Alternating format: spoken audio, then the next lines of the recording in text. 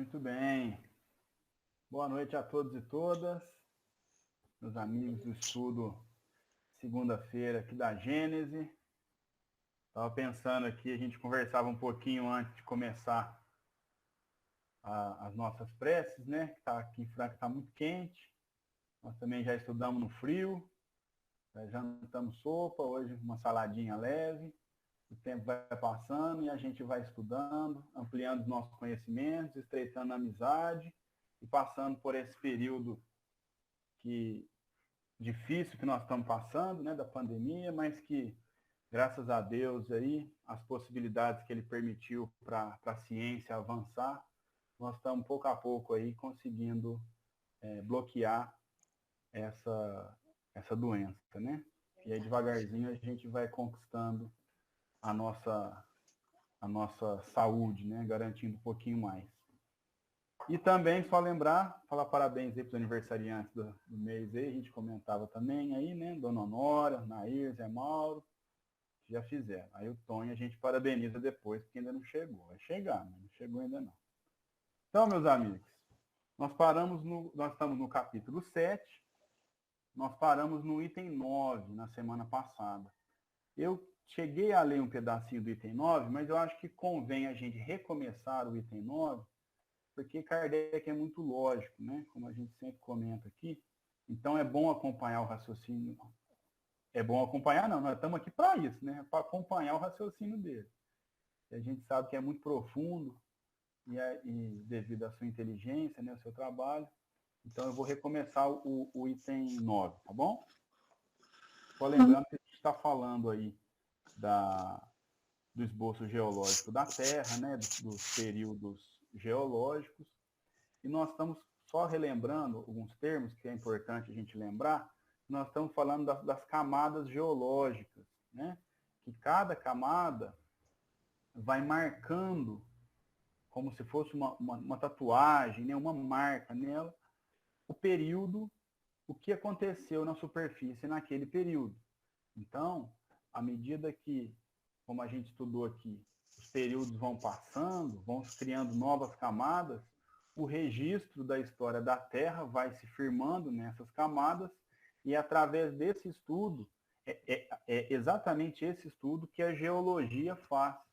E aí consegue remontar o passado da Terra, e a gente consegue entender o que aconteceu ali, o que se passava naquela região, qual que era a vegetação, quais eram os animais, se havia águas paradas, se eram mares, ou se eram florestas, enfim.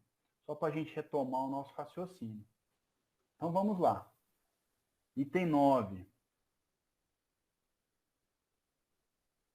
Os fósseis de animais absolutamente não contêm, e isso é fácil de conceber-se, senão as partes sólidas e resistentes, isto é, as ossaduras, as escamas e os cornos.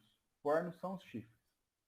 Então ele está falando aqui que os fósseis dos animais, né, aquela marca, né, ou aquele material que resiste ao tempo, né, que a gente chama de fóssil, que resiste ao tempo, eles são as partes mais sólidas. Então vai ser o quê? Vai ser o esqueleto, o dente, o chifre, né? É isso que as escamas, né, no caso dos peixes, é isso aí que vai ficar para a posteridade, né? O que vai se transformar depois num fóssil. São, não raro, esqueletos completos. As mais das vezes, no entanto, são apenas partes destacadas, mas cuja procedência facilmente se reconhece. Então, por vezes, é descoberto um fóssil, mas é só uma parte que está ali, né? Às vezes temos o esqueleto completo, mas às vezes não. Mas mesmo com as partes que nós encontramos, é possível, né? A gente consegue compreender o restante daquele esqueleto. Né? A gente consegue descobrir que animal era aquele que viveu ali. Aí ele vai explicar o porquê. Ó. Examinando-se uma queixada, um dente, logo se vê se pertence a um animal herbívoro ou carnívoro. Então vejam que é uma questão de lógica, é uma questão de estudo. Né? Então Então, pelo dente que é encontrado, né, a gente encontra um fóssil, um dente, pelo formato do dente, é possível a gente saber se aquele animal era herbívoro ou se aquele animal era carnívoro. Por quê? Porque o animal carnívoro, ele precisa de dentes afiados. Ele precisa perfurar a carne para se alimentar, não é isso? Então, ele vai ter ali os dentes afiados. O animal herbívoro, né, a gente para pensar no dente, por exemplo, de uma girafa, é um dente retinho, não tem ponta, porque ela vai comer folha, igual a gente costuma ver dente de cavalo, dente de vaca. Eu estou falando, lógico, bem basicamente, porque não é minha área, mas é basicamente isso que ele está nos explicando. Como todas as partes do animal guardam necessária correlação, a forma da cabeça, de uma omoplata, de um osso da perna, de um pé, basta para determinar o porte, a forma geral, o gênero de vida do animal. Eu grifei porque isso aqui é sensacional, né? A criação divina é perfeita, né? A gente sabe, né, que ele criou um mecanismo perfeito. Então, todo o esqueleto, toda a parte, todo o corpo de um ser vivo, ela guarda correlação. Não existe partes aleatórias, né? Então, através da descoberta de uma parte de uma ossada, é possível só com aquela parte daquela ossada, óbvio que através de muito estudo, desenvolver-se e descobrir o animal completo. Tem até um asterisco aqui que ele explica. E teve um cientista aqui, ó, no ponto a que Georges Cuvier levou a ciência paleontológica, um só osso basta para que frequentemente para determinar o gênero, a espécie, a forma de um animal, seus hábitos e para reconstruir o todo inteiro. Então, através da descoberta de uma parte do animal, é possível saber se era um peixe, né? Se era um animal terrestre, se ele era carnívoro, herbívoro, fazer uma reconstituição. Depois ele continua assim, ó. Os animais terrestres têm uma organização que não permite sejam confundidos com os animais aquáticos, né? Então, isso para a gente hoje é bem claro, né? Se a gente percebe ali um animal que tem determinados ossos, determinados dentes, determinada formação, a gente consegue saber se ele era um animal aquático ou se ele era um animal terrestre. Então, Kardec está explicando isso para que a gente consiga entender por que as marcas que estão nessas camadas geológicas que nós estamos estudando, é possível concluir o animal. Ele está explicando tudo para que a gente consiga entender o que ele vai concluir mais para frente, né? O que ele vai desenvolvendo aqui nesse capítulo. São extremamente numerosos os peixes e os moluscos testáceos. Testáceo é que tem uma concha ou tem uma couraça. Assim. Então, eles são extremamente numerosos. Os peixes e os moluscos testáceos fósseis.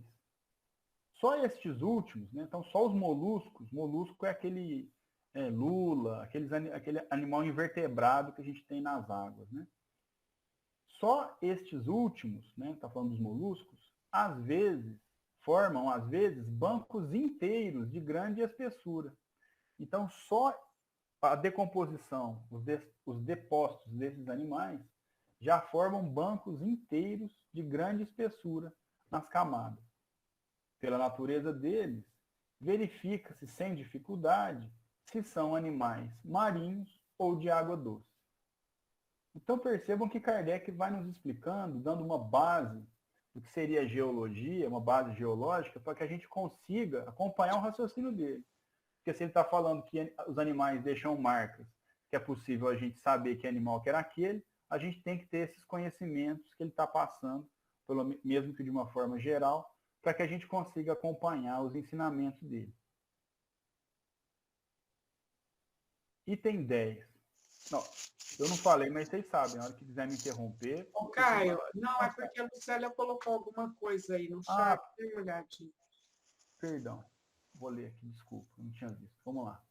Interessante que mesmo na época de Kardec, sem a tecnologia de hoje, era possível reconstruir.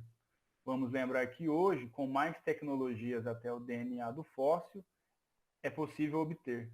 Maravilha esse estudo. É verdade, você. Imagina, a gente está falando aqui do século XIX, um livro escrito no século XIX, né? E já era possível reconstruir um animal. Hoje, né, a gente consegue ler o DNA dos animais, né?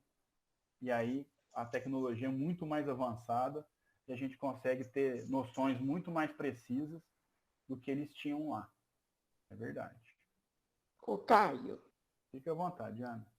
só para relembrar, a história geológica da Terra está dividida em grandes eras.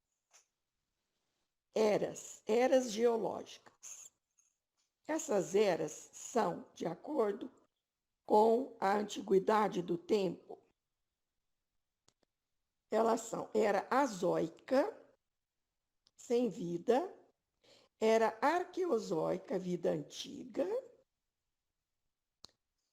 era paleozoica, vida velha, era mesozoica, que é uma era intermediária, e a era cenozoica. Essas grandes eras, que duraram milhões de anos, estão divididas em períodos, certo? E que nós estamos no atual período chamado Holoceno, que registra os impactos do homem sobre o meio ambiente. Perfeito, Ana. Obrigado. Mais para frente, Kardec vai apresentar uma classificação também, que não utiliza essa terminologia que você usou, porque acredito que essa nomenclatura que você usou seja mais moderna do que da época de Kardec, né? Mas muito bem. Vamos lá. Item 10. Os seixos rolados, a gente falou um pouquinho, acho que na semana passada ou retrasada, são aquelas pedras arredondadas, típicas da quando a gente encontra em rio, cachoeira, aquelas pedrinhas arredondadinhas, assim, parece uma bala. Então, item 10, né? Os seixos rolados, que em certos lugares formam rochas formidáveis, constituem inequívoco índice da origem delas. O que ele está falando aqui? Ele está falando que as rochas formadas por esses seixos rolados constituem inequívoco indício de origem, ou seja, ele está mostrando de onde que elas vêm, o que, que tinha lá antes. Então, as rochas que foram formadas por esses seixos rolados, por essas pedrinhas arredondadas, elas demonstram o que, que tinha lá. Então, vejam que interessante. São arredondados como os calhaus de beira-mar, sinal certo do atrito que sofreram por efeito das águas. Por que, que essas pedras são arredondadas? Porque elas estão constantemente sobre uma água em fluxo, uma água que está se movimentando. E aí elas vão arredondando, né? Água mole, pedra dura, tanto baixa até que fura. Então ela vai ficar, de fato, arredondada.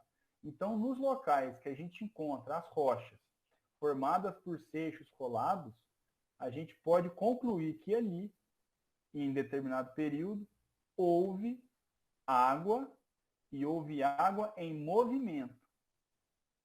Então vejam como é lógico, como é científica, né? Lógico, né? A geologia é uma ciência, mas como é científico o trabalho que Kardec vem nos mostrando para poder que a gente conclua sobre as origens da Terra. As regiões onde eles se encontram enterrados em massas consideráveis foram incontestavelmente ocupadas pelo oceano ou, durante longo tempo, por outras águas movediças, né? Ou seja, água que se move, ou violentamente agitadas. Então a gente consegue tirar essas conclusões aonde há essas rochas formadas por esses seixos rolados. Ali a gente pode afirmar que em determinado período houve uma água em movimento. Mar, acredito que algum rio também é uma água em movimento.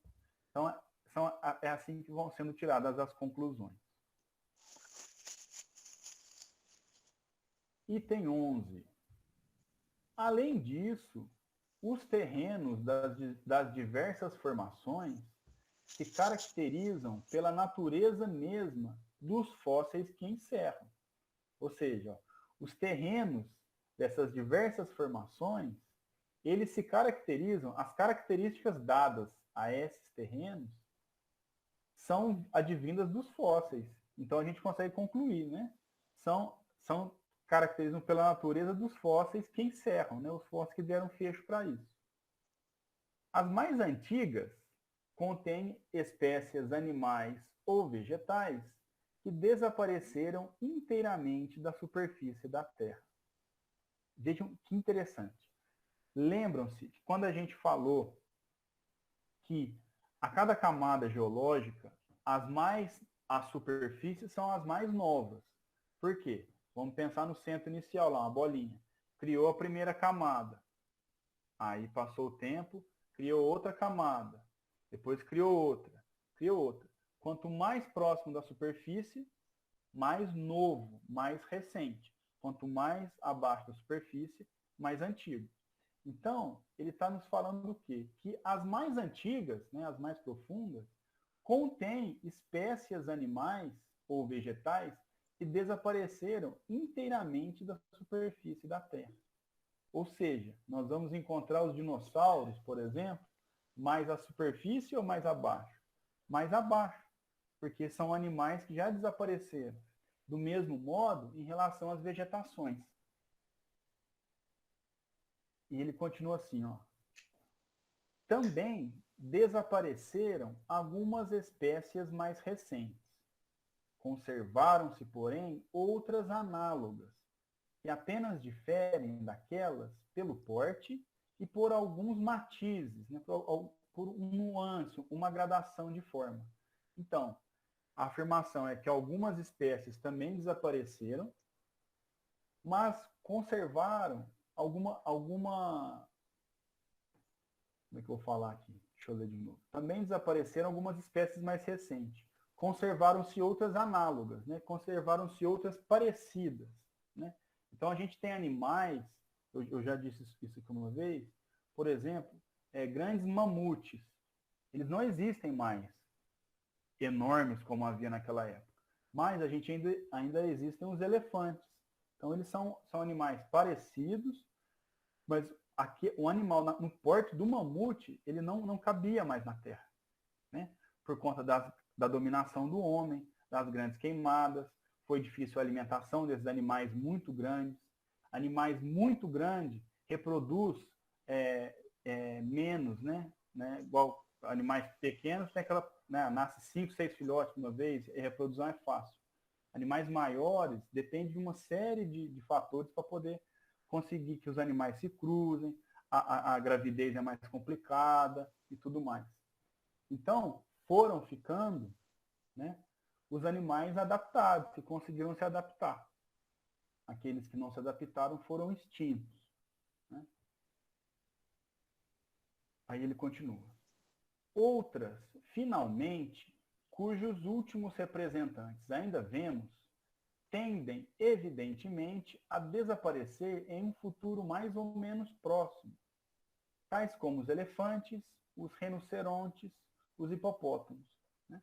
Esses animais, né, esses também são de grande porte, eles também têm uma dificuldade, como eu já disse, de reprodução. Então, a tendência, é o que Kardec está falando, é que uma hora eles vão desaparecer também, né? Num futuro mais ou menos próximo, eles também vão desaparecer. Assim, à medida que as camadas terrestres se aproximam da nossa época, as espécies animais e vegetais também se aproximam das que existem hoje. Olha como Kardec vai apresentar uma ideia, ele é muito lógico. Por que ele está nos ensinando que esses animais foram sendo extintos? Porque ele está falando, ó, à medida que a camada está próxima da superfície, significa que ela é mais recente. E também significa que nessas camadas, os animais que tem ali, que foram ali depostos e a vegetação, se aproxima cada vez mais da que nós vemos hoje, o que nós temos aqui. À medida que a gente vai aprofundando nas camadas, são de tempos mais distantes.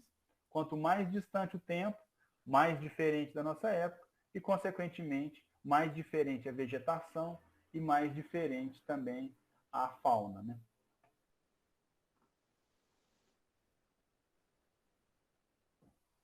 E termina o item 11 assim, ó. As perturbações, os cataclismos que se produziram na Terra desde a sua origem, lhe mudaram as condições de aptidão para entretenimento da vida e fizeram desaparecessem gerações inteiras de seres vivos. Então, as perturbações, eu acredito que dentro dessas perturbações, com certeza está a ação humana, né? Como a Ana acabou de... acho que como é que é, Ana, a época que a gente vive, que é da interferência do homem no meio ambiente, que você falou? Eloceno? Antropoceno. Antropoceno, obrigado. Vai falando aqui, eu vou anotando. Antropoceno. Então, dentro dessas perturbações, com certeza está a presença do homem na Terra, né? Como eu disse, que dominou, fez as queimadas, abriu espaço para dominando, e também os cataclismos, que também a Ana já explicou para nós que a Terra muda, né? A gente tem aí, tinha a Pangeia, como a Ana explicou, como é que chama? Aquelas que causam terremotos, o choque das placas tectônicas, né? E também muda também o relevo, como a Ana também explicou, a formação de montanhas. Então, tudo isso interfere, consequentemente, na vegetação e também na fauna. E à medida que isso acontece, algumas gerações de seres vivos vão desaparecendo. Item 12. Interrogando-se a natureza das camadas geológicas, vem-se a saber, de modo mais positivo, se na época de sua formação, a região onde elas se apresentam era ocupada pelo mar, pelos lagos ou por florestas e planícies povoadas de animais terrestres. Então Kardec usa o termo aqui, interrogando-se a natureza. Interrogar a natureza é estudá-la. À medida que a gente estuda a natureza, dessas camadas geológicas, a gente consegue descobrir, né, como a gente vem falando, se aquela região era ocupada por mar, por lagos, que são águas paradas, né, ou de pouco movimento, por florestas ou planícies, né, povoadas de animais.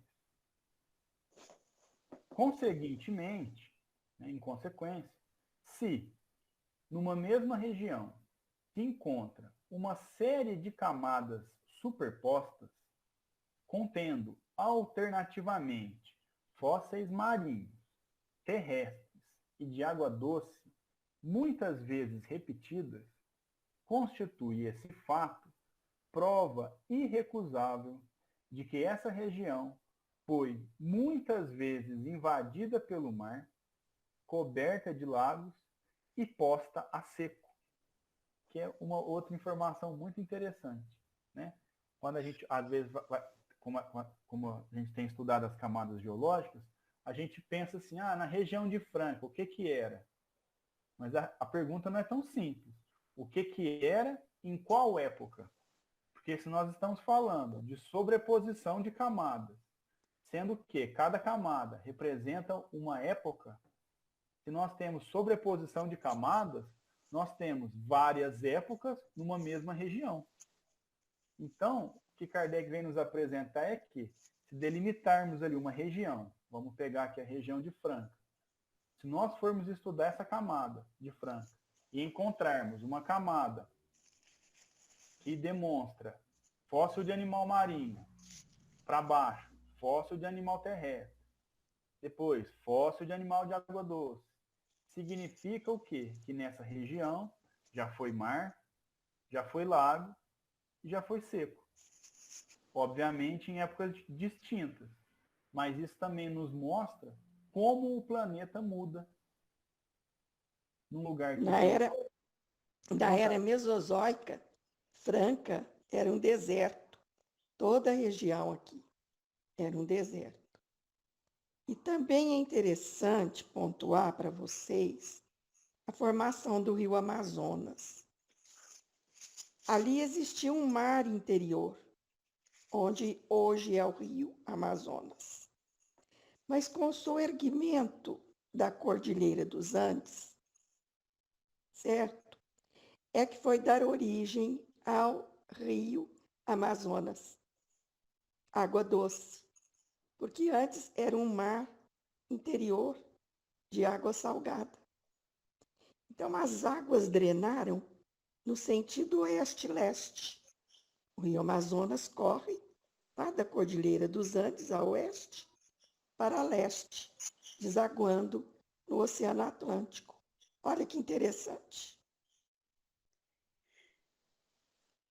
Perfeito, Ana, obrigado. Então está aí um exemplo prático, né, um exemplo concreto, justamente do que Kardec está falando. Num lugar que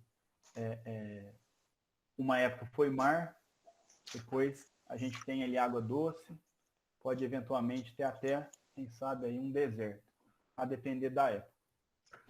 Muito bem. Kardec continua assim, gente, ó. E quantos séculos de séculos, certamente, quantos milhares de séculos, talvez não foram precisos para que cada período se completasse. Cada período desse que a gente está falando, né, demoraram quantos séculos? Milhares de séculos, muitas vezes. Que força poderosa não foi necessária para deslocar e recolocar o oceano, levantar montanhas? Dando aquele exemplo que a Ana nos disse, imagina que força foi essa que levantou uma cordilheira, né, como a Cordilheira dos Andes. Que força é essa? Fica à vontade. É igual a Ana falou, né? O Ribeirão era o mar, é rio, né? Lá em Londres, faz 3 anos que eu fui lá, agora no final do ano, a cidade lá diz que é uma ilha do mar, né? Já pensou quando que esse mar não era grande? E lá é um enorme, né? Em Londres, é uma cidade enorme. E eles me levaram lá no museu, e eu já tinha lido, né? Aí tudo que eu via, eu falava, nossa, ali a cabeça do peixe enorme, eu tinha lido aquilo lá, só aquelas caveiras grandonas. Eu falei, filho Ricardo, eu já li tudo isso aí, você não leu, não? Ele falou, não. A Inglaterra é uma ilha, né? Fui lá, já sabia tudo tamanho. Dona Nora, é justamente isso. Agora imagina que força, que tamanho de força, que energia que é necessária para deslocar um oceano, para drenar, como a Ana, usando o termo que a Ana usou, drenar um oceano e depois recolocar um oceano ali, né? Que força, que movimento que é necessário, né? É essa contemplação que Kardec está fazendo nesse trecho. Por quantas revoluções físicas, comoções violentas não teve a Terra de passar antes de ser qual havemos desde os tempos históricos? Quantas revoluções físicas não fizeram a Terra ser tão diferente? Lembrem-se, como a Ana nos explicou, da Pangeia. Está todo mundo junto, as terras todas juntas. Que força é essa que nos destacou da África, né, que destacou todos esses terrenos? E querer-se que tudo isso fosse obra executada em menos tempo do que leva uma planta para germinar. Aqui Kardec fazendo pelo menos eu entendi assim, se alguém entendeu diferente, fique bem à vontade para a gente conversar.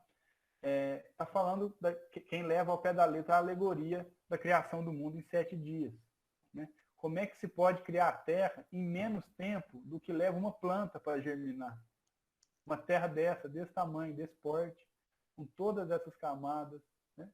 Quanto tempo? Né? Como é que a gente poderia conceber que a terra poderia ser criada em menos tempo do que o nosso feijãozinho que a gente põe no algodão do Danone lá? Né? Olha lá, a Lucélia comentou isso aí também, Caio. Olha aí para você ver. Vamos lá, Lucélia. Veja bem, ainda defendem que a criação foram 7 dias. Mesmo que digam que cada dia equivale a 1000 anos, mesmo assim não seria tempo suficiente para surgir o planeta e os que nele habitam. Perdão, diz que descansou no 7º dia. Então foi 6 dias, né, Lucélia? Se ele descansou no 7º, não foi 7 dias da criação, foram 6. Então, mesmo, como você está falando aí para nós, né, que seria que a representação de que cada dia seria 1000 anos, ou até mais, se a gente for fazer uma conta, é inconcebível que todas essas revoluções que a Terra passou tenham se desenvolvido nesse tempo. É impossível. Né? É logicamente impossível. Aí a gente consegue entender a inteligência de Kardec, porque que ele vai explicando passo a passo um tema tão profundo, né? Pelo menos para mim, né? Eu não sou da área. Por que ele vai explicando isso passo a passo? É para a gente firmar o entendimento, porque a doutrina espírita ela é científica.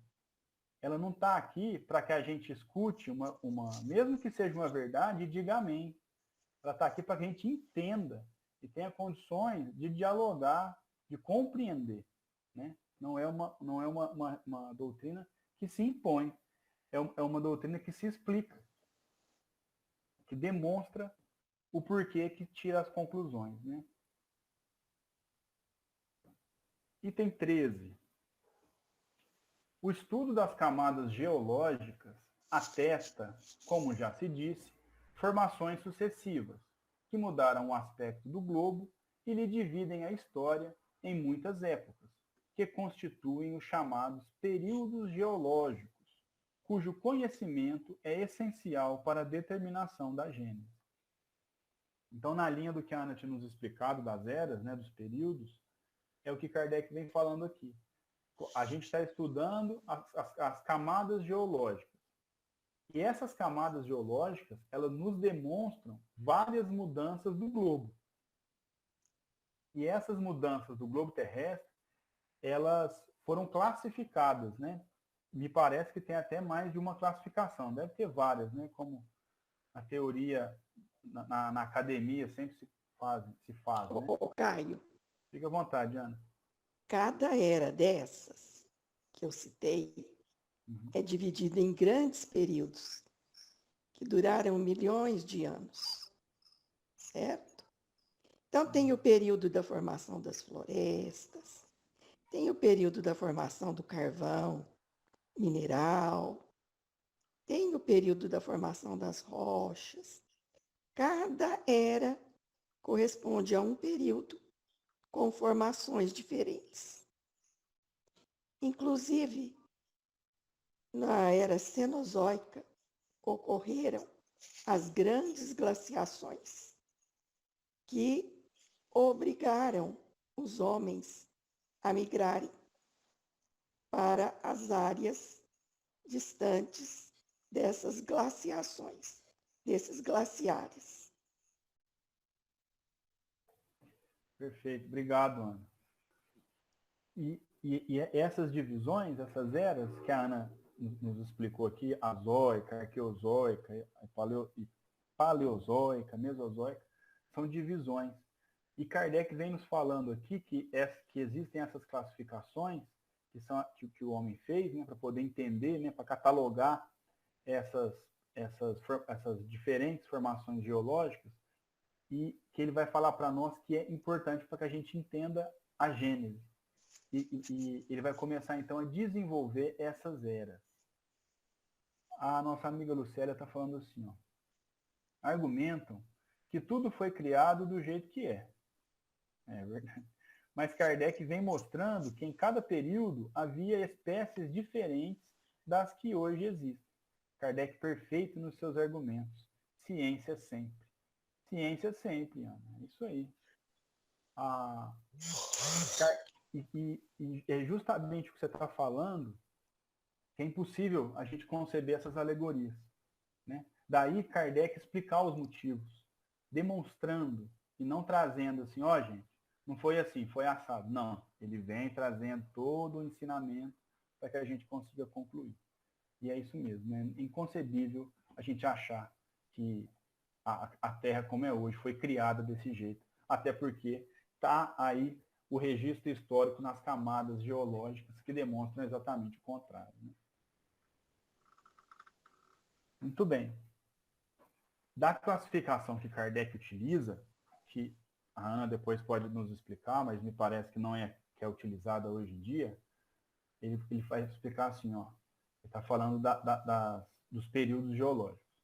São em número de 6 os principais, designados pelos nomes de período primário, de transição, secundário, terciário, diluviano, pós-diluviano ou atual. Os terrenos formados durante cada período também se chamam terrenos primitivos, de transição, secundário, etc. Diz-se, pois, que tal ou tal camada ou rocha, tal ou tal fóssil, se encontram nos terrenos de tal ou tal período. Então, Kardec só está nos explicando que, por essa classificação, né, que ele apresentou aqui, essas 6, que seriam os 6 principais, é possível a gente falar, essa rocha é do período tal, essa rocha é de transição. Então, quando ele falar isso, significa que a rocha de transição foi formada no período, né, no período geológico de transição. É só uma classificação, né? E também acredito que é uma classificação que pode ser esmiuçada, né? Porque, como a Ana bem nos explicou aí, cada formação dessa demorou milhões, né, de anos. Então, imagina 1 milhão de anos, o que não acontece dentro de 1 milhão de anos, né? Mas aí não são 6 dias, então, da criação, que a Bíblia fala? Pode ser. Agora você me pegou no contrapé aquilo. Essa classificação, ela foi feita para adaptar aos 6 dias, né, da criação. Mas Kardec depois vai deixar claro que não é bem assim. Tá bom, gente? E o 7º ainda está sendo construído, né? Ele não descansou. Quem disse que ele descansou? Estamos em evolução. É verdade. Mas Deus cria incessantemente, né? Então fica aí o registro aí, ó. Respondendo a pergunta da Lúcia, vamos dizer que houve que essa classificação foi tendenciosa, né?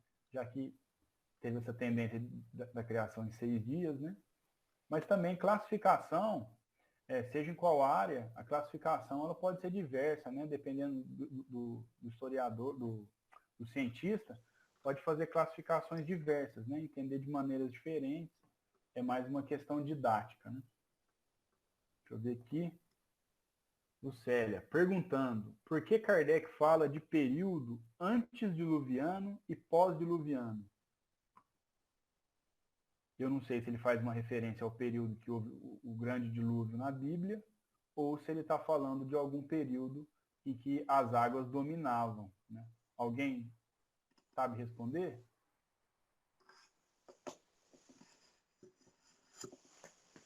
Como, Caio? A pergunta da Lucélia é por que Kardec fala de um período antes do diluviano e pós-diluviano? Depois ele vai explicar isso aí, por causa do dilúvio, né? Por causa do dilúvio da Arca de Noé. Então, houve mesmo esse dilúvio. Mas lá no começo, bem quando nem existia vida ainda sobre a Terra. Então, a gente pode falar, Ana, que foi um período de predominância de águas, ou não? Foi um período que choveu muito. Choveu muito, muito, muito sobre o planeta. Chuvas torrenciais. Perfeito. Muito bom. E encerrando esse trechinho que ele está falando aqui deixa eu pegar aqui, dos períodos geológicos, e aí depois ele vai vai adentrar no estado primitivo do globo, Kardec diz assim para nós no item 14. Cumpre que se note que o número desses períodos não é absoluto, pois depende dos sistemas de classificação. Nos 6 principais mencionados acima, só se compreendem os que estão assinalados por uma mudança notável e geral no estado do planeta. Mas a observação prova que muitas formações sucessivas se operaram enquanto durou cada uma delas.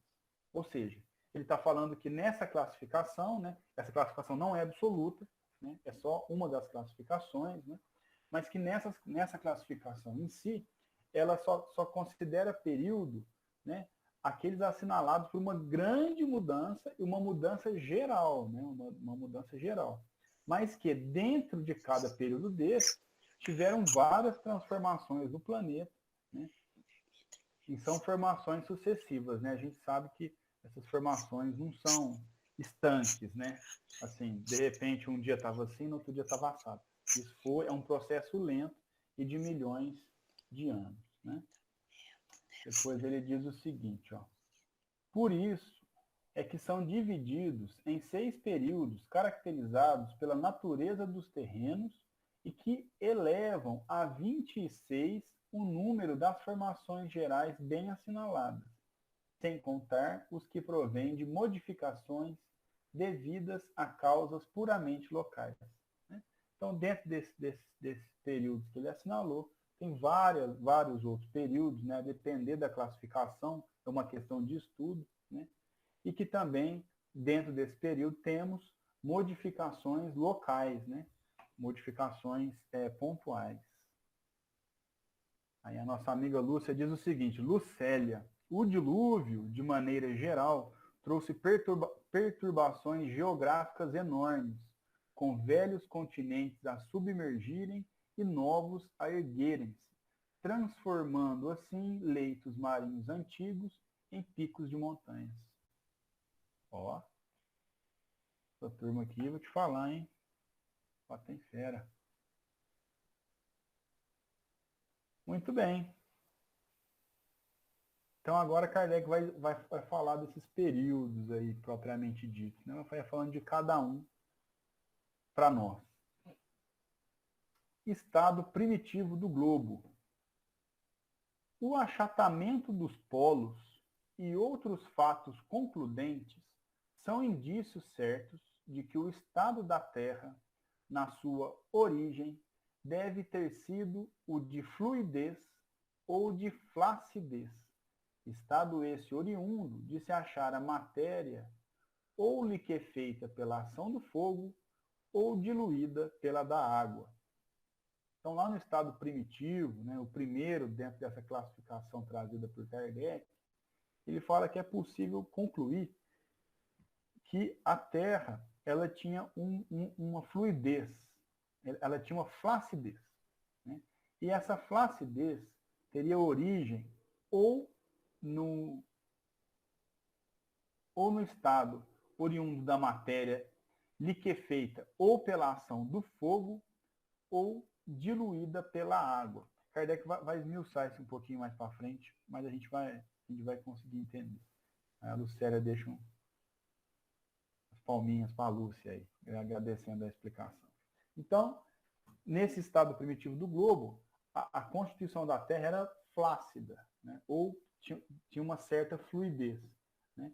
E aí ele está falando que essa fluidez vai ter origem no fogo ou na água. Depois ele vai fazer uma conclusão. Costuma dizer-se proverbialmente, né? Através de um provérbio, não há fumaça sem fogo. Rigorosamente verdadeira, esta sentença constitui uma aplicação do princípio. Não há efeito sem causa. Pela mesma razão, pode-se dizer, não há fogo sem um foco. E é verdade. Né?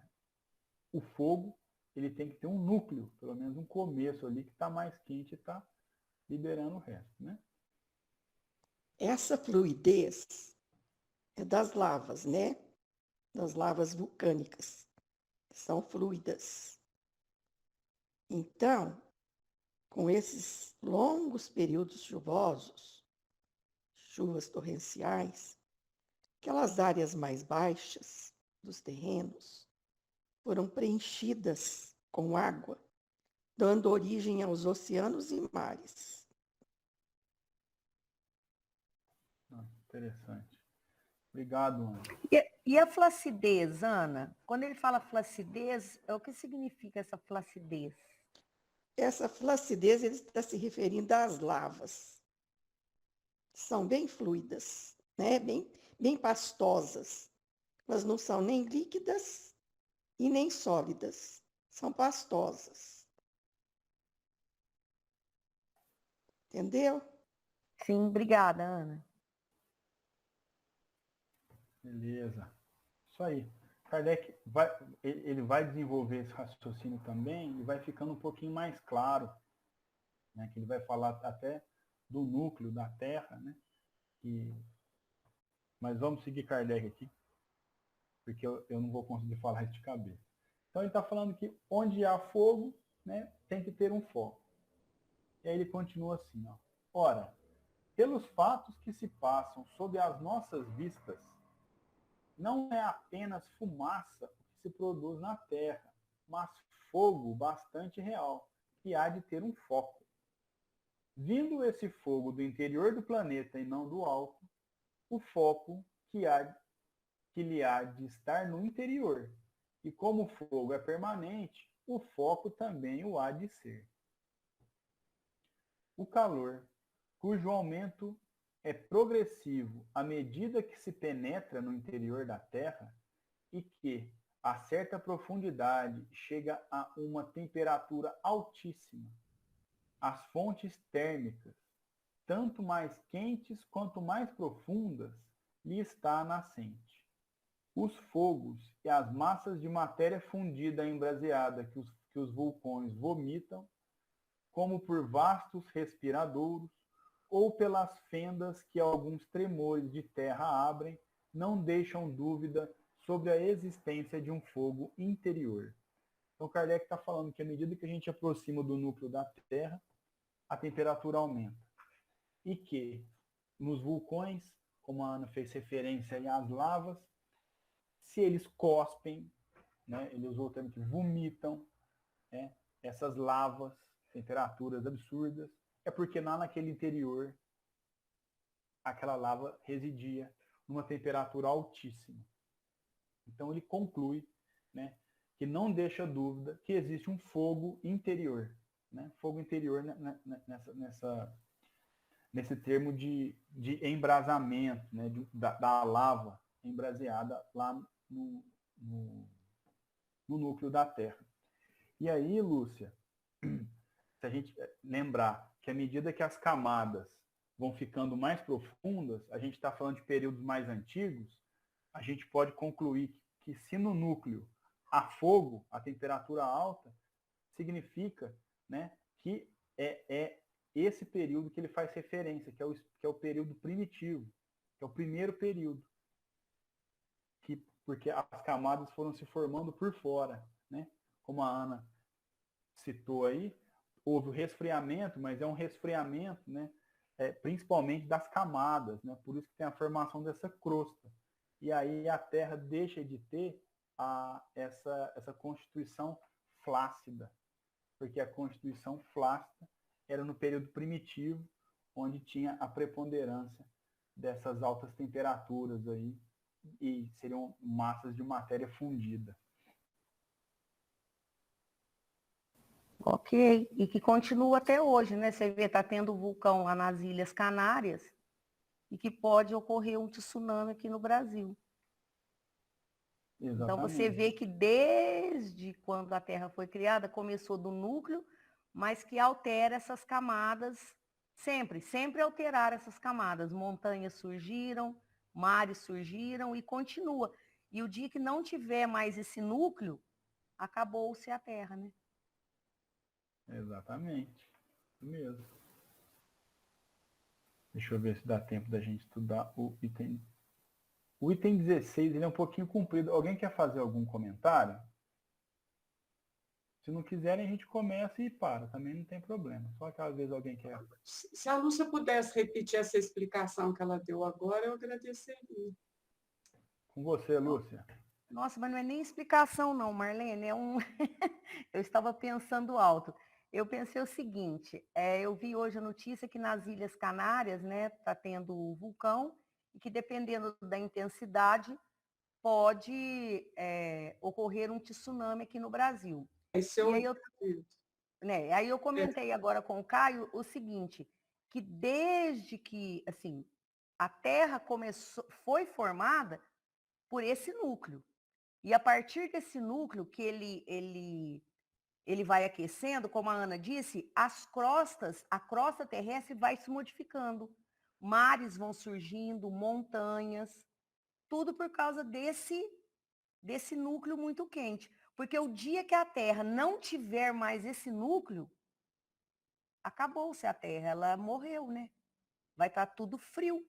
Porque vem desse calor interno é que tem as vegetações, tem os animais, que a gente tem esse planeta habitável. O dia que ele esfriar, que não tiver mais esse fogo, acabou tudo, né, Marlene? É isso aí. Obrigada, Lúcia. É igual uma Porque panela, tem um pouquinho, né? a crosta terrestre, ela é toda dividida em camadas, certo? Desde o núcleo, com temperaturas elevadíssimas, acima de 2.000 graus Celsius, até chegar na camada mais periférica, que é a chamada crosta, que é onde nós pisamos, onde está a biosfera. E essa é a camada mais fininha. As outras camadas interiores são bem, como eu vou dizer, tem vários quilômetros de profundidade, certo? É muito bonito, né? Estava falando aqui para o Tom, eu não entendo muito bem, não, mas eu acho tão lindo. É bonito e também dá um medinho, né, Marlene? Saber que lá no meio tem essa lava fervendo. Agora, com relação ao vulcanismo, né, por que ele altera? Ele vai mexer com as placas tectônicas. Então, esse vulcanismo em atividade aí, certo? Ele vai derramar lavas no fundo dos oceanos, no assoalho oceânico. E essas lavas vão mexer com as placas tectônicas. Por isso que, ao mexer com as placas tectônicas, pode ocorrer um tsunami nas costas brasileiras. Muito bem. Beleza, pessoal. Nós paramos então, nós terminamos o item 15, para quem está marcando aí, para rabiscar o livro. E aí na semana que vem, nós adentramos aí no 16, que ele vai tratar, só dando um spoiler aqui, né, uma vontade da próxima reunião, ele vai falar da como aumenta os graus à medida que a gente se dirige ao centro, né? E aí ele vai trazendo essa explicação sobre esse núcleo aí, né? Que é muito interessante. E é isso aí, meus amigos. Alguém quer fazer mais algum comentário? Falar mais alguma coisinha? A Lucélia quer. Podemos dizer que a aparência da Terra ainda não é definitiva? Eu acho que essa afirmação está certa. Porque se a gente está falando que muda bastante, né? Ele vai falar também aqui, um pouquinho para frente, ele vai falar que a composição da Terra, desde o núcleo, né, desde a época primitiva, ela não aumentou, ela só se transformou. Então, se a gente continua, a gente está vendo aí, nós estamos passando um período de calor forte, de frio forte, né? Franca, uma época era mais fria, né? Quem lembra, eu quando era criança, o frio durava meses e meses, agora dura 3 dias, faz calor de novo. Eu acho que tudo isso vai influenciar a nossa superfície. Não sei se vocês concordam, mas Tudo muda, né? Nós só temos uma certeza, a mudança. exatamente. A Lucélia falou que tá com muito medinho. É, eu também tô, Lucélia. Dá medo mesmo. A gente vai, Ninguém que é medinho, não é medão. e a gente vai estudando e vai descobrindo cada vez mais como é que a gente é pequenininho e não domina quase nada. Nossa Senhora. E ainda a gente quer ser nitidinho, né? Não, e a aparência da Terra muda, a aparência da Terra muda e muda também pela ação nossa, né? Pela ação do homem, infelizmente. Porque se mudar pela ação da natureza, da própria evolução da espécie, que a gente sabe que está em constante mutação. Mas o que vemos atualmente é uma ação desregrada do homem que está alterando o clima, está alterando tudo. Então, aí realmente a gente tem que ter medo, viu, Lucélia? Mas é de nós mesmos. É o período antropoceno, que registra os impactos do homem sobre a Terra. Exatamente. Como diz a Lucélia aqui, o homem destruindo o planeta. Mas é bom a gente saber que também, à medida que a gente vai destruindo o planeta, a gente vai evoluindo também, moral e intelectualmente, como a gente estuda, né? Então a gente percebe cada vez mais estudos na área ambiental, uma preocupação cada vez maior, legislação mais rígida. A gente anda devagarzinho, mas a gente anda, né? Então a gente vai evoluindo aí para tratar melhor o nosso planeta. Meus amigos, nosso tempo E o Rock tá quietinho, Caio. Puxa a orelha dele. Ele não abre a boca. Ele tá pensativo ali, tá até coçando o olho, né, Rock?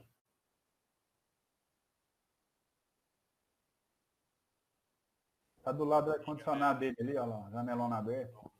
Aula boa, viu? Aula boa. Eu gostei da parte do dilúvio. Só que a gente tá precisando. Mas aí vocês vêm com maremoto, tsunami, aí não. Quero água do céu, assim. Doce, né?